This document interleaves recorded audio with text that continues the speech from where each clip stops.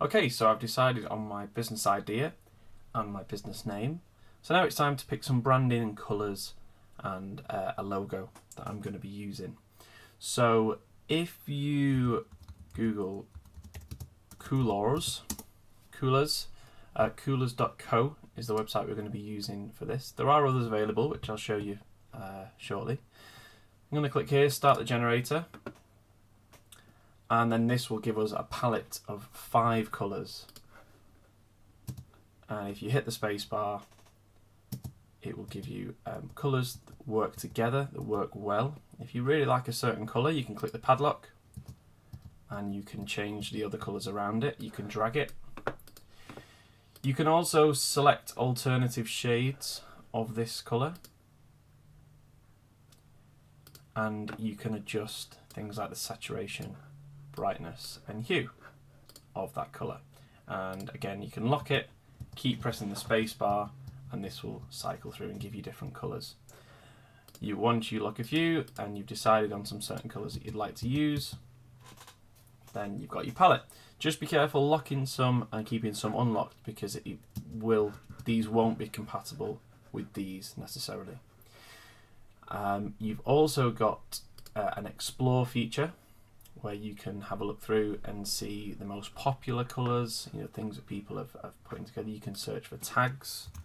So if we look for fire, then this will show us things, if anyone has tagged it with the word fire. There we go, so we get some kind of quite fiery themes there. And it gives you just a nice palette to work with. And again, we can sort by the best, latest, or ones that it suggests. Now, I've already signed in, so I do actually have my pre-selected palette here. And so I've got 5 colours. I like to work with a white and a black. They don't have to be the exact, they're just a little bit off.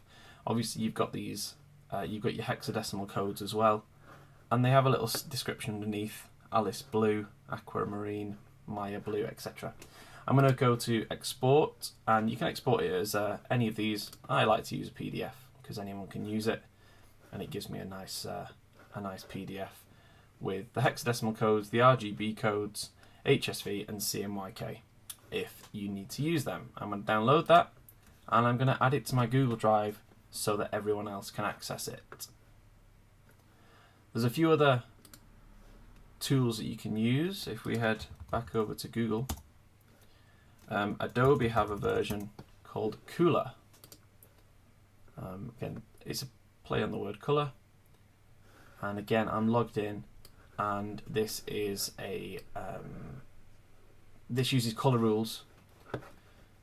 So you've got all of these different colour rules. If you change one, it'll change the others. So you might want to pick your base colour, this one, and it'll give you a palette depending on that works well. Again, you can save it, you can export, and if you have an Adobe Creative Cloud account, this will sync to your Creative Cloud. And again, this is free. You might need an Adobe account to sign up, I'm not too sure, but with Coolers you don't. So there's two options there just for you to get a nice colour palette. Bear in mind, you don't need to use all of these.